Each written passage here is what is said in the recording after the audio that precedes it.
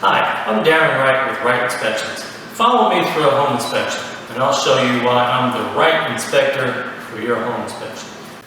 So, along with having 25 years of home building experience and 12 years in the inspection business, I've got the right tools to do a proper inspection.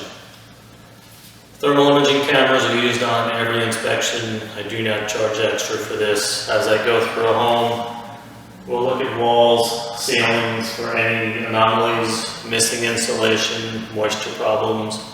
I check the temperatures at the AC at all of the rooms to make sure they're all within certain ranges, not one room being a lot hotter or colder than the other.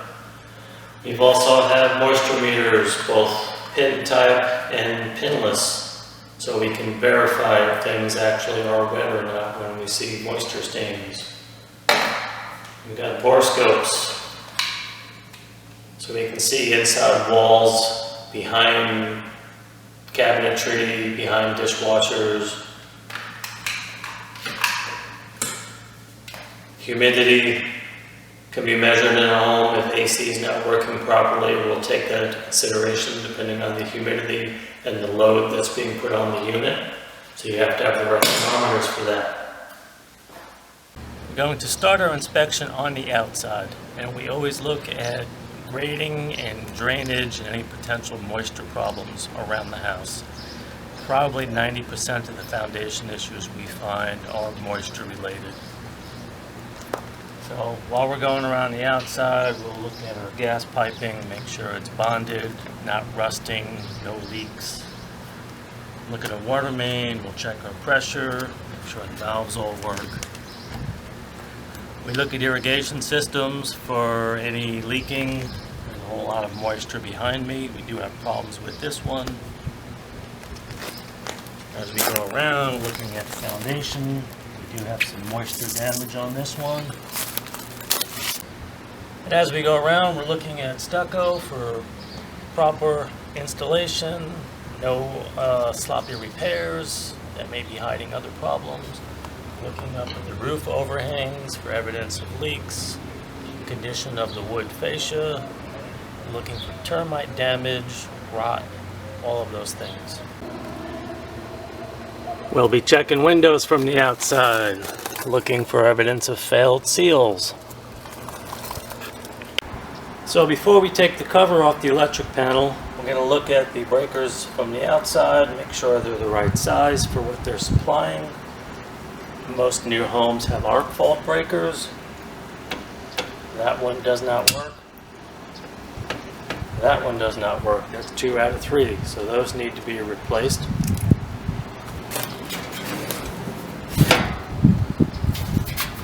Then we'll check all the wiring on the inside.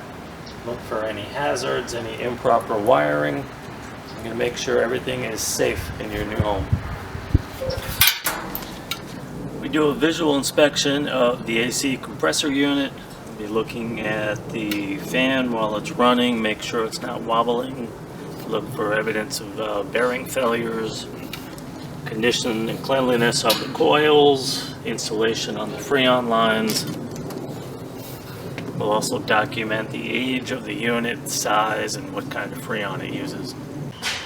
In the garage, we're going to look at the condition of the door, make sure it's not cracked from car impact, make sure it's not broken at the top from a failure to close the vent, no broken springs.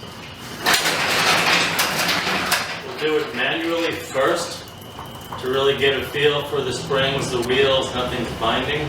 Then we'll use the opener. And when we test the opener, we will try to stop the door with my hand. Hopefully it stops. Many times it does not, and it's just a simple adjustment up there, but it is an important safety feature.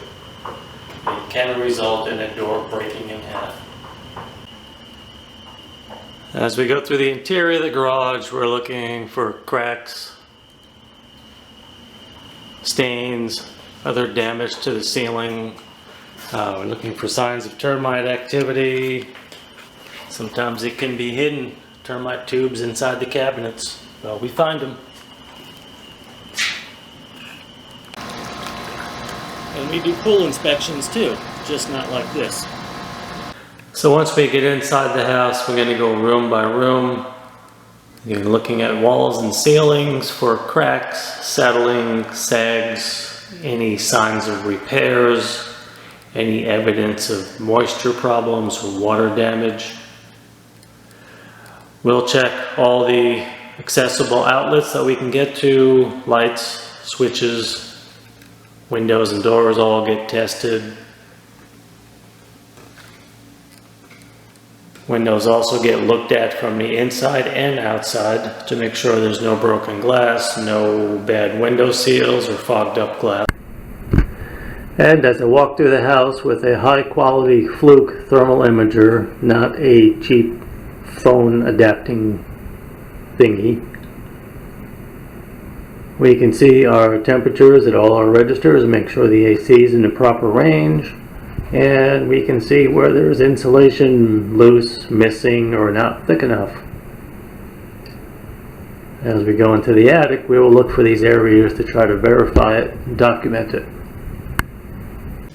No matter how hot it is, the attic always gets inspected. From within the attic, we can see the visible plumbing that's usually run overhead. All the structure, the trusses, see the condition of the plywood, look for any signs of leaks. Make sure we have adequate insulation everywhere. Ductwork is looked at. When we do this, the AC or heat is running so we can check for vibrations and air leakage.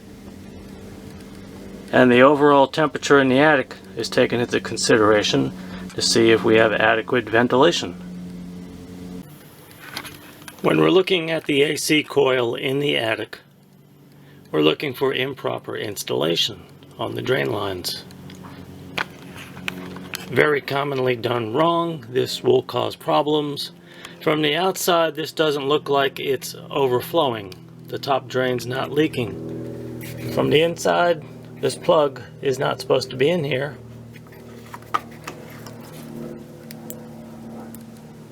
This is overfilled. So we're clogged in here, water gets too high, your coil starts rusting, outside the bottom drain's rusty, the top's not dripping.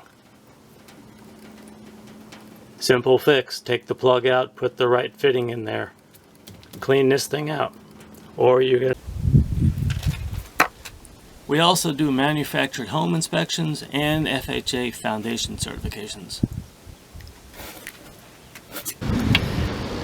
We're going to start our roof inspection from the bottom as we come up the ladder, looking underneath for proper nailing. All the bottom rows should be nailed. Going to look underneath for the condition of the underlayment and then work our way up from there. As we walk the roof, we'll document any broken tiles. We'll examine all of the flashings, any penetrations through the roof, make sure everything's properly installed, nothing's been damaged.